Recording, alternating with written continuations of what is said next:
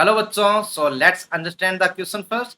The question says in जैसे salt C double bond C bond length each. Okay, so पहले देखिए जैसे salt होता क्या है, ये भी इंपॉर्टेंट है.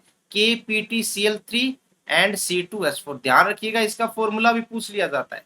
सो इसकी स्ट्रक्चर देखिए कैसे रहती है.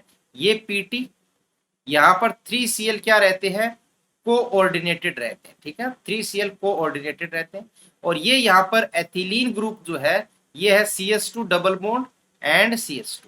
एक्चुअल में यहाँ पर जो 3Cl है सिग्मा बॉन्डेड है, और CH2 डबल बॉन्ड CH2 क्या होता है, ये पाई डोनर लिगेंड है. ठीक है, पाई डोनर. ऐसे कोऑर्डिनेट बॉन्ड लगाना सही तो नहीं है, लेकिन क्या होता है यहाँ पर पाई इलेक्ट्रॉन क्लाउड इसकी तरफ आता है. ठीक है, तो ये तो बात हो गई यहाँ पर सिंपल जो बॉन्डिंग है KPtCl3 CH2 CH2. और ऊपर चार्ज रहेगा क्या, प्लस.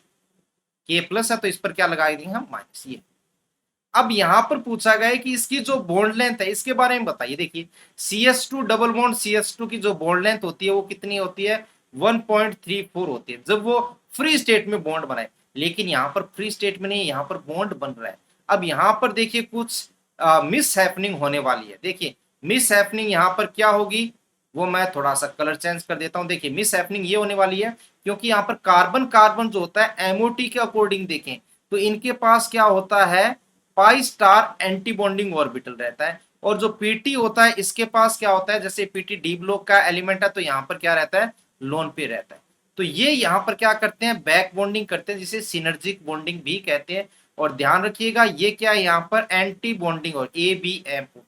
तो आप सोचिए जब भी इलेक्ट्रॉन अगर ABMO के अंदर जाता है एंटी बॉन्डिंग, तो इस कारण अगर एंटी बॉन्डिंग मॉलिक्यूलर ऑर्बिटल में इलेक्ट्रॉन पेयर आते हैं तो वहां पर क्या हो जाता है, बॉन्ड ऑर्डर क्या हो जाता है, कम हो जाता है.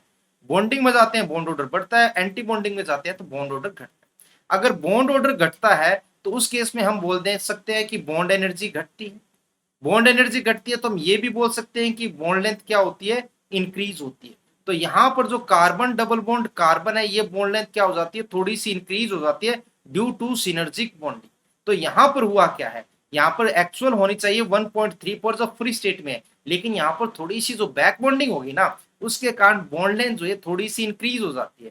होनी चाहिए 1.34, लेकिन ऑप्शन के अकॉर्डिंग देखें बॉन्ड लेंथ थोड़ी सी बढ़कर क्या हो जाती है, 1.37 एंगस्ट्रॉम. ओके, इसको दूसरे तरीके से भी देख लो. देखिए पीटी और ये पूरे बॉन्ड के बीच में अट्रैक्शन बढ़ रहा है क्योंकि खींच रहा है एक दूसरे को, खिंचाव होगा, स्ट्रेचिंग होगी. स्ट्रेचिंग होने के कारण ये जो पीटी और सीसी बॉन्ड लेंथ ये कम होती है. ये कम होगी तो आप सीसी को बढ़ा देना कि ये CH2 वाली बॉन्ड लेंथ बढ़ जाती है, थोड़ी सी बढ़ती है, नहीं कि बहुत ज्यादा बढ़ा दी. ठीक है, so the right answer is option number 1, that is 1.37 angstrom. Okay, so hope you understand the concept well. Best of